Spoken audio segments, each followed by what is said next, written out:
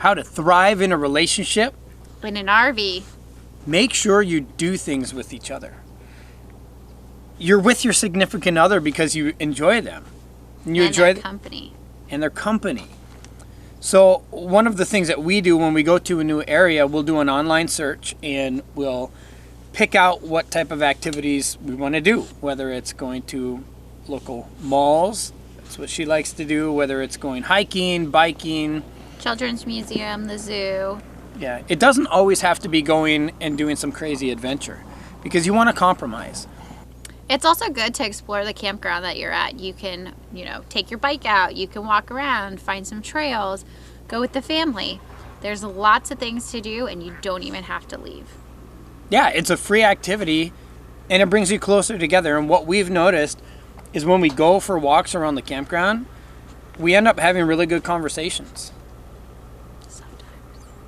Sometimes, because sometimes I do all the talking and that is not a conversation. And one of our favorite things is to look at the different rigs. That's when the windows are up and it's starting to get dark, Eric. You should probably talk about that. No, it's creepy. Yeah, she's kind of a creeper. A little bit. Yeah. So don't leave your shades up. When it's starting to get dark. Yeah, because you can see right you. in. She'll find you and she'll look in because she likes to look at the inside, the interior, how people decorated. And you can totally be a creeper in the evenings if people leave their windows open. Yeah. And we are probably guilty of that as well, so I'm sure there's a few people that creep on us. Yep. People always ask, isn't it hard to get along when you live in such a small space? Well, one trick to keeping that peace in the house is make sure you spend some time apart. It's always great to do things together, but every now and then, you definitely want to have some independence. For example, Eric here, he likes to go hiking. He'll go out on a canoe or a kayak at the campground if they have some type of body of water. He also likes to go fishing and do that type of stuff. Surfing. Well, yeah, you like to, yeah, that too. If there's waves nearby. Yep. Mm-hmm. The other night, this is a good example, she went to the movies by herself because they were playing that new 50 Shades movie. I didn't have any desire to see it. Me and a bunch of other ladies go check out the movie. But on top of that, it's really nice because Eric is such a great dad. He stays home while Ella is asleep so that I can go and do some things that I typically wouldn't be able to do because we have a baby. So yep, it was a win-win. I do a lot of extreme sports and activities. It doesn't have to take away from alone time. You can wake up and it's just the price you have to pay. You can wake up and go before sunrise and do your adventure bright and early. And he's back before we even wake up in the morning, so. Right. Because she's not getting up at sunrise.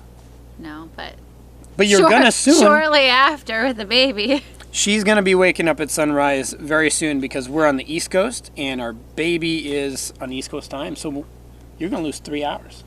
8 o'clock's gonna be 5. Don't remind me. Make sure you split up the responsibilities. And the clearer you can get about what task the other person is gonna own, the more you can hold them accountable and yell at them when they don't do it. Just kidding. And when we get to a new campground, Eric will do the outside stuff. I'll mostly do the inside stuff. He'll clear out the toy hauler area because that's where we keep a lot of our bigger stuff when we move. Mm-hmm. So it's good to have those, designated roles so we don't step on each other's toes and we can get things done a lot faster. Yeah, real fast. When things get heated, go cool off. What I mean is it's natural that at some point moods, hormones, lack of sleep, when things go wrong, when you make mistakes like hit 2 trees, things are gonna flare up. That didn't get heated. No, because we took our own advice. We laughed at each other? Yeah. Or rather, I laughed at you. Me, yeah. I wasn't hitting trees. And I laughed at me. But that's actually a really good example. Because when that happens, recognize it. When you realize that you're getting heated or you've got a little bit of a mood or a tude, go outside. That's a good time to cool off, go walk around the campground, and it's a fantastic opportunity to go do that thing apart that you enjoy. You probably know your significant other really well. She can read my mind a lot. I'm not very good at reading hers, but I can tell her mood.